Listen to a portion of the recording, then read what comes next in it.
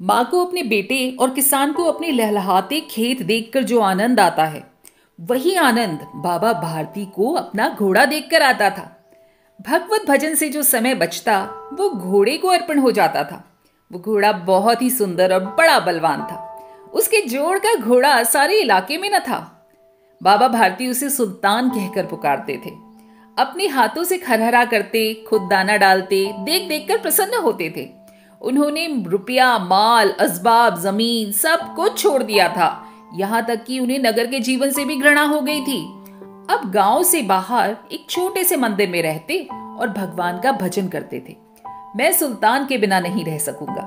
उन्हें ऐसी भ्रांति सी हो गई थी। वे उसकी चाल पर लट्टू थे। कहते, ऐसे चलता है जैसे मोर घटा को देखकर नाच रहा हो।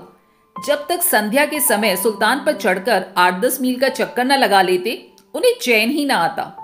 खड़क सिंह उस इलाके का प्रसिद्ध डाकू था। लोग उसका नाम सुनकर कांपते थे। होते होते सुल्तान की कीर्ति उसके कानों तक भी पहुंची। उसका हृदय सुल्तान को देखने के लिए अधीर हो उठा। सो वो एक दिन दोपहर के समय बाबा भारती के पास जा पहुंचा और नमस्कार करके बैठ गया। बाबा भारती ने पूछा, खड़क सिंह क्या हाल है? खड़क सिंह ने सर झुकाकर उत्तर दिया, आपकी दया है बाबा। कहो, इधर कैसे आना हुआ? बाबा ने पूछा। इस पर खड़क सिंह बोला, सुल्तान की चाह खींच लाई।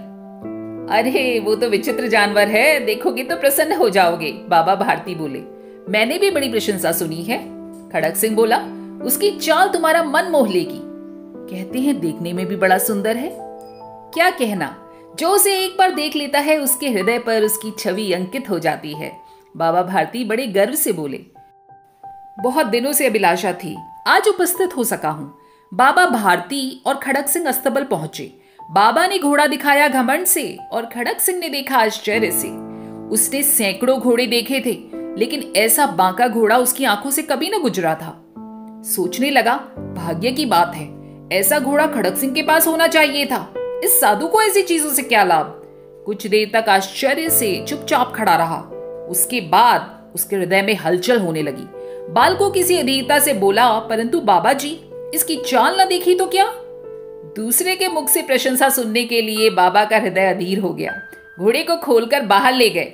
घोड़ा वायु वेग से उड़ने लगा। उसकी चाल को देखकर खड़क सिंह के हृदय पर सांप लौट गया। वो डाकू था और जो चीज उसे पसंद आ जाए उस पर अपना अधिकार मानता था। उसके पास बाहुबल था, आदमी थे। जाते जाते उसने कही दिया, बाबा जी, मैं ये घोड़ा ज्यादा दिनों तक आपके पास न रहने दूंगा। बाबा भारती डर गए। अब उन्हें रातों को नींद ना आती। सारी रात अस्तबल की रखवाली में कटने लगी। प्रतिक्षण खड़क सिंह का भय लगा रहता, लेकिन कई मास बीत गए और वो ना आया। यहां तक कि बाबा भारती भी कुछ असावधान से हो गए और इस भय को स्वप्न के भय की तरह झूठ समझने लगे। शाम का वक्त था। बाबा भारती सुल्तान की पीठ पर सवार होकर घूमने जा रहे थे। इस समय उनकी आंखों में चमक थी, मुख पर प्रसन्नता। कभी घोड़े के शरीर को देखते तो कभी उसके रंग को, और मन में फूले न समाते। सहसा एक और से आवाज आई, ओ बाबा, इस कंगले की सुनते जाना। आवाज में करुणा थी। बाबा ने घोड़े को रोक लिया। देखा, एक अपाहिज वृक्ष की छाया में पड़ा कराह रहा है। बोले, क्यों, तुम्हें क्या कष्ट है? अपाहिज ने हाथ जोड़कर कहा, बाबा, मैं दुखियारा हूं, मुझ पर दया कर दो। रामावाला यहां से 3 मील है, मुझे वहां जाना है। घोड़े पर चढ़ा लो, परमात्मा भला करेगा। वहां तुम्हारा कौन है? दुर्गादत्त वैद्य का नाम आपने सुना होगा, मैं उनका सौतेला भाई हूं। बाबा भारती ने घोड़े से उतरकर अपाहिज को घोड़े पर सवार किया और स्वयं उसकी लगाम पकड़कर धीरे धीरे चलने लगे। सहसा उन्हें एक झटका सा लगा और लगाम हाथ से छूट गई। उनके आश्चर्य का ठिकाना न रहा जब उन्होंने देखा कि अपाहिज घोड़े की पीठ पर तन कर बैठा हुआ है और घोड़े को दौड़ाए लिए जा रहा है। उनके मुख से भय, विस्मय, निराशा से मिली हुई चीख निकल गई। वो अपाहिज कोई और नहीं, डाकू खड़क सिंह था। बाबा भारती कुछ देर तक चुप रहे और कुछ समय पश्चात कुछ निश्चय करके पूरे बल से चिल्लाकर बोले, जरा ठहर जाओ खड़क सिंह। खड़क सिंह ने यह आवाज सुनकर घोड़ा रोक दिया और उसकी गर्दन पर प्यार से हाथ फेरते हुए कहा, बाबा जी, ये घोड़ा अब न दूंगा, परंतु एक बात तो सुनते जाओ। खड़क सिंह ठहर गया। बाबा भारती ने निकट जाकर उसकी ओर ऐसी आंखों से देखा जैसे बकरा कसाई की ओर देखता है और कहा, यह घोड़ा तुम्हारा हो चुका है।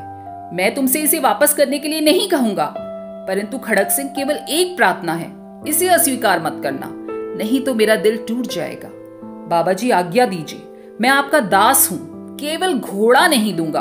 खड़क सिंह बोला, अब घोड़े का तो नाम ही ना लो, मैं तुमसे इस विषय में कुछ नहीं कहूंगा। मेरी सिर्फ इतनी सी प्रार्थना है कि इस घटना को किसी के सामने प्रकट मत होने देना, कभी भी किसी से कुछ मत कहना। खड़क सिंह का मुंह आश्चर्य से खुला रह गया।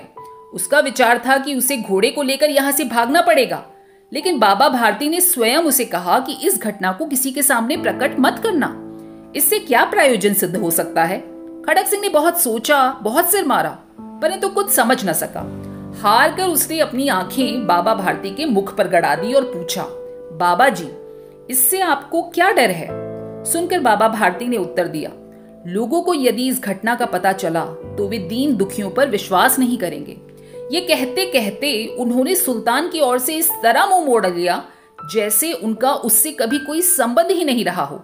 बाबा भारती तो चले गए, लेकिन उनके शब्द खड़क सिंह के कानों में उसी प्रकार गूंज रहे थे। सोचता था कैसे उच्च विचार हैं, कैसा पवित्र भाव है। उन्हें इस घोड़े से प्रेम था, इसे देखे बिना वो जी नहीं पाते थे। कहते थे इसके बिना मैं रह न सकूंगा, इसकी रखवाली में वो रातों को सोए नहीं, भजन भक्ति न कर सिर्फ रखवाली की। और आज उनके मुख पर दुख की रेखा तक दिखाई नहीं पड़ रही। उन्हें केवल ये ख्याल था कि कहीं लोग दीन दुखियों पर विश्वास न करना न छोड़ दें। ऐसा मनुष्य मनुष्य नहीं, देवता है। रात्रि के अंधकार में खड़क सिंह बाबा भारती के मंदिर पहुंचा। चारों ओर सन्नाटा था, आकाश में तारे टिमटिमा रहे थे। थोड़ी दूर पर गांव के कुत्ते भौंक रहे थे। मंदिर के अंदर कोई शब्द सुनाई न देता था। खड़क सिंह सुल्तान की बाग पकड़े हुए था। वो धीरे धीरे अस्तबल के फाटक पर पहुंचा। फाटक खुला पड़ा था। किसी समय भी बाबा भारती स्वयं लाठी लेकर वहां पहरा दिया करते थे, और आज उन्हें किसी चोरी, किसी डाके का भय न था। खड़क सिंह ने आगे बढ़कर सुल्तान को उसके स्थान पर बांध दिया और बाहर निकलकर सावधानी से फाटक बंद कर दिया। इस समय उसकी आंखों में नेकी के आंसू थे। रात्रि का तीसरा पहर बीत चुका था। चौथा पहर आरंभ होते ही बाबा भारती ने अपनी कुटिया से बाहर निकलकर ठंडे जल से स्नान किया। उसके पश्चात इस प्रकार जैसे कोई सपने में चल रहा हो, उनके पांव खुद ब खुद अस्तबल की ओर बढ़ गए। लेकिन फाटक पर पहुंचकर उनको अपनी भूल महसूस हुई। साथ ही घोर निराशा ने पांव को मन भर का भारी बना दिया। वे वहीं रुके। घोड़े ने अपने स्वामी के पांव की चाप को पहचान लिया और जोर से हिनहिनाया। अब बाबा भारती हैरान और प्रसन्नता से दौड़ते हुए अंदर घुसे और अपने प्यारे घोड़े के गले से लिपटकर ऐसे रोने लगे मानो कोई पिता बहुत दिनों से बिछड़े हुए पुत्र से मिल रहा हो। बार बार उसकी पीठ पर हाथ फेरते, बार बार उसके मुंह पर थपकियां देते। फिर वे संतोष से बोले, अब कोई दीन दुखियों से मुंह न मोड़ेगा। दोस्तों, कैसी लगी ये कहानी?